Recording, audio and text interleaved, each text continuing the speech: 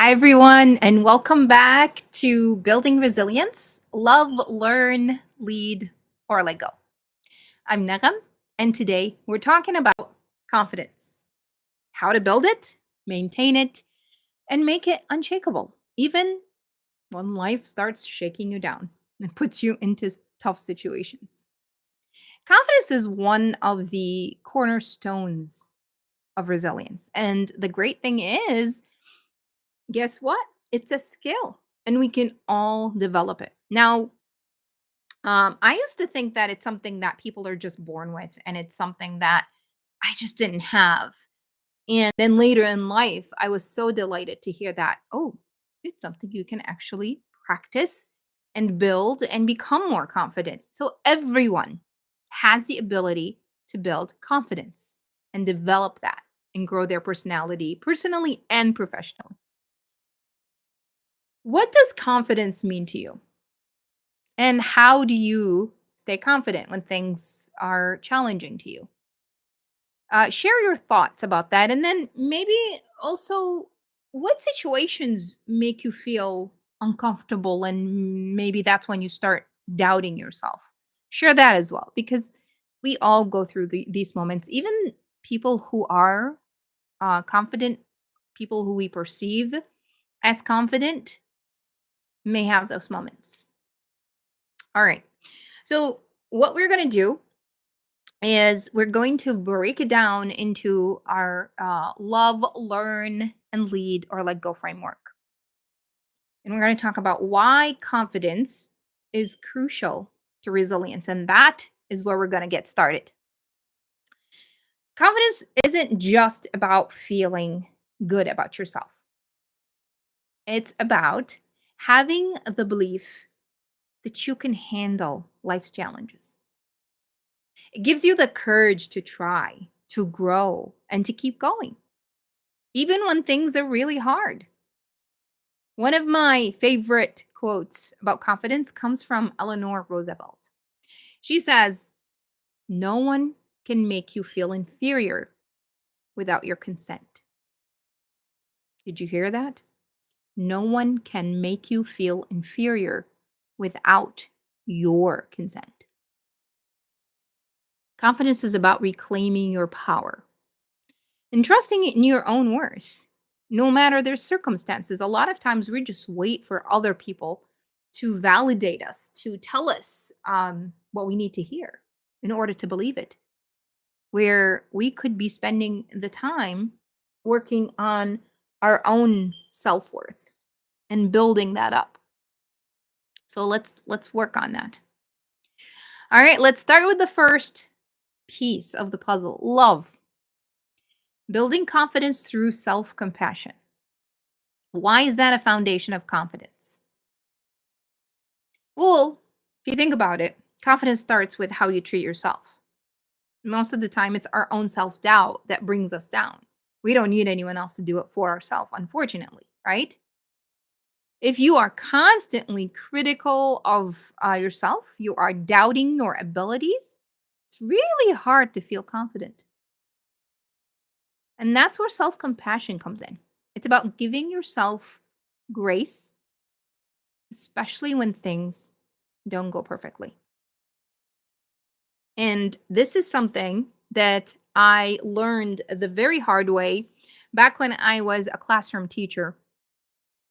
In the classroom, as a teacher, we have to prepare. We have to build lesson plans and a whole unit that spans out for months. And in the lesson plan, you have the activities, the curriculum, the things that you need to teach, and the assessment, but we don't have in the plan anything about fire drills or an actual emergency happening, an actual tornado, or a disruptive student behavior in the classroom or anything else. We don't have that. We just have, well, I need to teach math, and this is the lesson I'm teaching, and these are the activities I'm going to be using, and this is how I'm going to assess my students to see if they learned it or not. Done. Well, guess what? Life does not work this way. And so when I have this lesson ready, beautifully done with all these wonderful activities. And I'm so proud of it because, yeah, I think my students are going to love it and they're going to get engaged and they're going to learn so much from it. And boom, something hits. And I have some sort of situation I'm dealing with. And I can't teach that lesson or I'm stopped. And there's like a big gap of waiting because there's, that emergency, or maybe you have to go home because the power went out. And then actually, these are actual things that actually happened as I was teaching.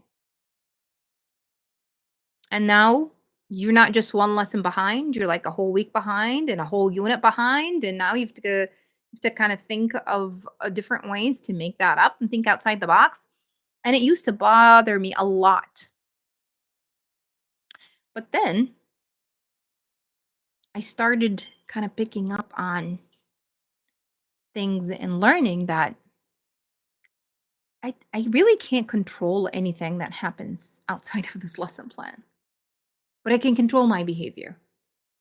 I can control how I react to it.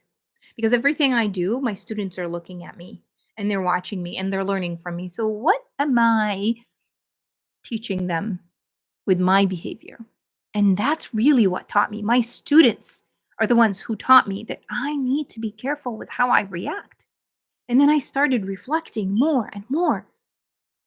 And then thinking, okay, well, the book has this information, but it doesn't necessarily mean that my students required are required to know all of this. Or actually, some of my students have a far more advanced needs than what's in the book, or less needs than the book.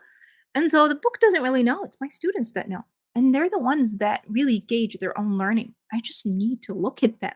I need to work with them. I need to ask them. I need to assess them to see where they're at so I can start teaching them based on what they need. And this is how I kind of was teaching myself to be okay with what was happening. I learned to be really patient.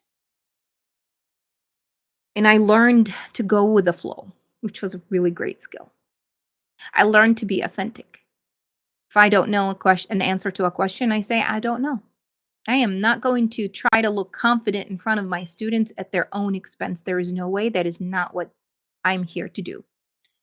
Instead of uh, saying, I know the answer or something stupid like that, I tell them, I don't know. Let's look it up together. And it becomes another lesson where we learn to search. What that did was it actually helped me relax so much more, have fun so much more doing what I do. And my students became far more engaged in everything I'm teaching them than they ever were, because it wasn't about the book anymore. It's about them and what they needed to learn in order to grow. And so setting yourself up for being okay with when things don't go as planned, changing that mindset is a big deal. And it helps so much. And I've gone through it, not just in my teaching experience. My next role that I took on, I had the same thing where I thought I knew. I thought I had that experience. I thought I was authentic, but the role required different things and it brought a different set of problems and emergencies and responsibilities that I needed to unlearn some things and relearn. And then I changed roles again, and the same thing started over and over. But if I had not worked on myself and changing my mindset to begin with, I would never be able to make it in anything that I did after that. But it really helps. So I'm telling you from someone who's been there. And it's not done. I'm continuing to grow and learn. So having that mindset of a growth mindset of, it's okay when things don't go as planned. I'm just going to be okay with it. I'm just going to go with the flow. It lets you relax and it takes away some of that self-doubt when things don't go as planned. Here are some things you can try. Um for self love or self compassion. How many of us do this? Let's be honest. How many of us have a lot of thoughts up here about things that we doubt of ourselves, about ourselves, things that bring us down constantly, that we say we are incapable of doing, that we have difficulty learning, or we're never going to learn because we're just not made this way. We're not born that way. We do a lot of negative self talk. We do a lot of it. So instead of the self doubt, let's replace it with affirmations instead. Okay.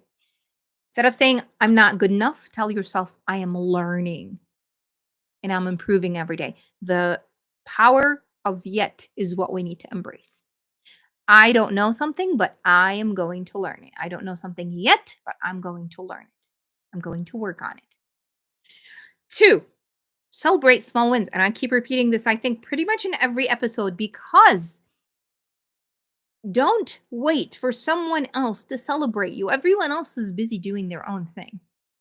Celebrate your own small wins because um what happens is your confidence is going to grow when you're actually acknowledging your own progress. Doesn't matter how small it is. Do not wait for perfection. Do not wait for something to be done to feel proud of your work because the effort that you're putting in consistently, it's a lot of work. It is a big deal and needs to be celebrated. So you're putting in a lot of work that needs to be recognized. Do it consistently as you're going through it. Three, pay attention to how you speak to yourself in moments, specifically in moments of stress. Be kind, be patient, and be encouraging, just like you'd be to a friend who's asking for help or a friend who is having trouble with something. You would never be harsh with them and say, you're kidding yourself. You're not good enough for this. You're not cut out to be a CEO or whatever the case may be. You wouldn't do that. You're much kinder to other people when you're talking to them. Why can't you do it to yourself? Why can't we do this when we're talking to ourselves? So, what is one kind thing that you can say to yourself right now, this minute, to build your confidence?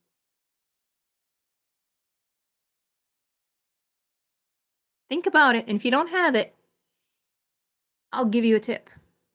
Ask someone. Ask someone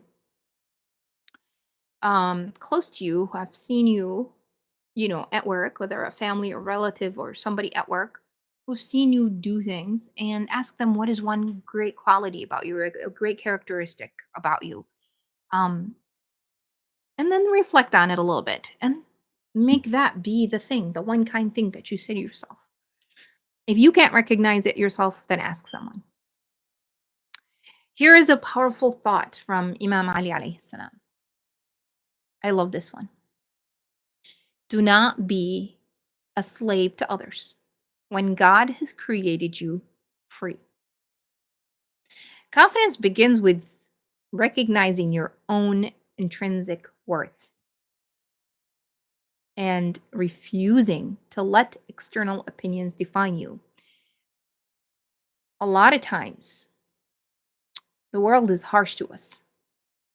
On top of everything we go through in life, you'll hear evaluations from your bosses at work or colleagues, managers who want certain things done a certain way, maybe people in the store, maybe family members or relatives who need something and it's not done and they rely on you for it. And then it is this constant stream of criticism.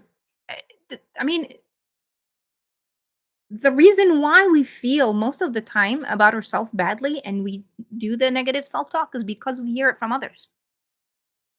We hear a lot of it from others. We listen to this sometimes daily, and that becomes internalized within us and it becomes an intrinsic thought that we constantly have, and then it becomes our own thought. We tell it to ourselves, which is completely wrong. It's not, it may not be true. In fact, it can all, even if it is true, it can be changed. But it starts up here. So why would we let others um decide who we are when we can be more and do more? This is why I love this quote. Do not be a slave to others when God has created you free. So work on that confidence, but start up here. Okay, let's get into learn. How do you turn those mistakes into growth? One thing about mistakes is that um, we're all afraid of mistakes. Why? Because this is what we learned in grade school, right? You um, make a mistake on a test and you get the red marker. I'll tell you and be honest, I hated that as a teacher. And I did my best to avoid red markers or different kind of color markers to differentiate and show and amplify mistakes, um, and show them as the thing that everyone is afraid of. One of the things that I worked on and I did my best working on with the students is we mark them and we talk about them and then we try to fix them. And then everyone had a second chance. Everybody had that, time to go and work on it and come back. The reality of life is we we do things and we make mistakes, and it's not life ending. It's life is still going on, and if we make a mistake and we stop at the mistake, what have we learned then? Imagine this. Okay, let's put yourself in this situation. You're a student, you're learning multiplication and you make a mistake on your multiplication schedule of 3, let's say. Okay? And that ends it. You've got the teacher who marks, all the ones that you got wrong and gives you a grade, and you take it home, and your parents are upset, your teacher's upset, the grade gets put down, and then you move on to the next lesson. What kind of lesson are you learning? What's the point of doing the assessment if you're not actually using it as an evaluation to figure out what happened, what you know, what you don't know, so we can actually focus on what you don't know and build that. Work on it so you move from not knowing to knowing. And so that's the kind of thing I tried in my classroom as much as I possibly could to one show that mistakes are something that we worked on and fixed, and they're good because they tell us what we did wrong so we can fix it. It's not a bad thing like the world makes it to be. And two, it's a gauge for me. If students are making a lot of mistakes in something, then I look back at my how I taught, and okay, maybe I wasn't teaching it well enough. Maybe I need to redo it. Because why would I move on to a next lesson if students don't get that lesson I'm in? It makes absolutely no sense. And that was not the point of teaching, right? So we have this stigma about mistakes and failure, and we're afraid of making mistakes. We're afraid of failing, and that's because we are raised this way, whether in our households or in the school. And then when you go to college, it's the same thing. We're all looking up at, ooh, great GPAs. Not all our minds work the same way. We do not receive the same amount of information, or or forgive me, not the same. We receive the same amount of information, but we don't process it the same way. Some of us take longer to do that. Some of us have different ways of learning, and we don't take any of this into account. And so you're done with college, now you go to work and you've got the same problem. Your bosses look down on you when you make a mistake instead of actually applauding you for trying. Think about it this way. When you make an attempt at something and you make a mistake, You're trying something new. You are one step ahead of someone who has not even attempted at all. Even if you make a mistake. You know why? Because you've tried. And now you know more than that person does. You have more information. Now you can try it again. And now you can tweak it. And now you'll see what the next result is versus just staying in your place. Does that make sense? So mistakes are good things. They're part of the learning process. And that's what we need to tell ourselves constantly and tell others and tell our children and grow with that concept so that we are constantly trying new things to learn, to grow from. And it's okay to fail because you're just attempting to get out of that comfort zone that you're so used to. So, one of the biggest confidence killers is fear of failure.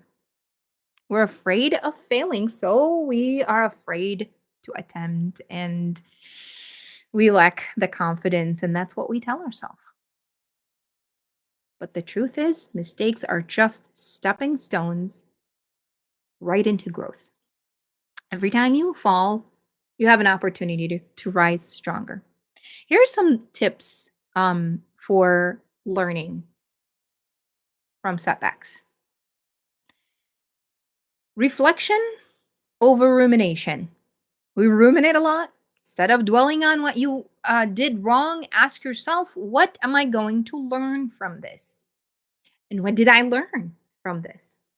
Reflection builds your resilience and therefore your confidence. Adopt a growth mindset. I've been talking about this a lot. It's all up here. Confidence flourishes when you see challenges as opportunities to grow. Remember, this is a big one. You're not failing. You are learning. See feedback. Seek feedback. Seeking feedback from others helps you grow. A lot of times we're so afraid of criticism because, yes, a lot of it is maybe harsh. Maybe someone is jealous and that's why they give you that feedback, but not all of it is. Honestly, even the bad feedback is helpful. If you think about it differently, if you think, okay, I'm going to work as a filter here. And I'm going to take it all and filter it and go through it and reflect on it and then see what works and what can I build and what can I use to help grow myself. Um, y- not all criticism is bad. It's just sometimes how we perceive it.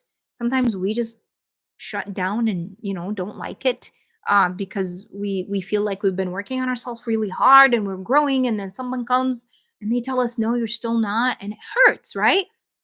Don't look at it this way. Yes, it's gonna hurt, and I'm not telling you that it doesn't hurt me. It hurts me, and it has.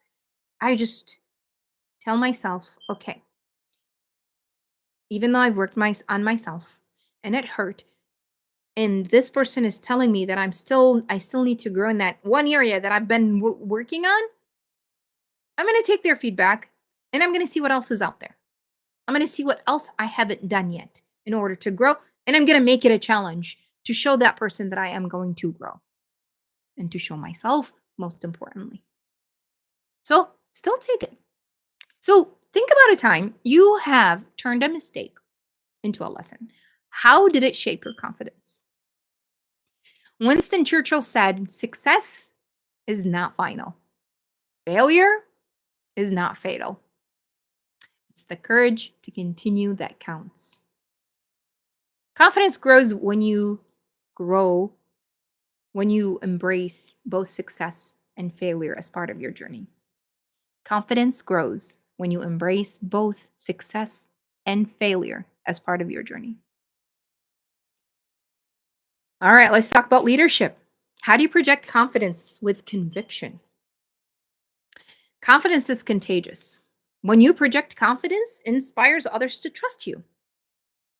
You look like you know what the heck you're talking about, whether it's your team, your family, or even your own self. So, leading with conviction means believing in your ability to guide and adapt even when you can't see the end of that path. So here's some tips that you can take and apply to your leadership. First, your body language. Stand tall, make eye contact, speak clearly. Your body language often says a lot about you, and it's much louder than words.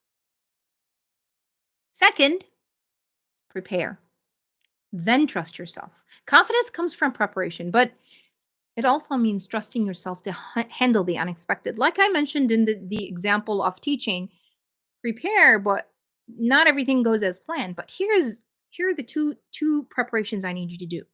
Prepare for what you need to do, and then prepare yourself that not everything's going to go as planned and be okay with it. Three, stay authentic. Confidence doesn't mean pretending to be perfect. It means owning up to who you are and showing up authentically and just being you. It actually feels so much better if you're not meeting this person's expectation and that person's expectation. But what about your expectation? How are you meeting that? Be authentic, be you, relax, and go with the flow. That's all you could do sometimes. What is one way that you have demonstrated confidence when you're leading yourself or someone else? All right, we are at the last stage, letting go, releasing that expectation of perfectionism. Nothing is perfect. Nothing becomes perfect because even if it does, there may be some updates that needed to be done later on. Perfectionism is the enemy of confidence because you're never going to get there. And so you're never going to feel confident about what you've accomplished. It keeps us stuck, afraid to act because we feel like we're not ready. We're never going to feel ready because we need to reach that perfectionism stage. But confidence isn't about being perfect. It's actually about showing up with your flaws. Imagine, imagine someone showing up and having that stance and taking action even with all of their flaws, but they work through it. How much confidence does that person have? Do you have that person in your life? I hope it's you. So, how do we let go of self-doubt? Let's go back to our negative thoughts, reframe them. When self-doubt creeps in in challenging times, I want you to challenge it. Ask yourself, is this thought really helping me? If not, just let it go. Embrace your authentic self. Confidence doesn't come from meeting everyone else's expectations of you. It comes from staying true to yourself. Learn from others, yes, but stay true to yourself. Focus on your progress, not perfection. You don't need to get everything right every time. Confidence is built by actually taking action, even when it's messy. So, what is one doubt you can let go of right now to make you feel more confident? Brene Brown said it best. Authenticity is the daily practice of letting go of who we think we're supposed to be and embracing who we are. Letting go of that perfectionism allows confidence to thrive. Today, we explored how to build authentic confidence using love, learn, and lead or let go framework. We talked about practicing self compassion, learning from mistakes, and leading with conviction, and letting go of doubt and perfectionism. What is your biggest takeaway from today's session? How will you use this insight to build your confidence in your life and to help others around you? Because it's not just about you, it's about everyone else. In our next episode, we'll talk about embracing change, how to navigate life's transition with resilience and courage. So be sure to subscribe, set a reminder if you haven't done so, so you can get this episode and all the other episodes in this series of building resilience. Confidence isn't something you're born with, it's something you build step by step, choice by choice, believing in yourself because you're stronger and more capable than you think. Until next time, I'm Nagam. Bye bye.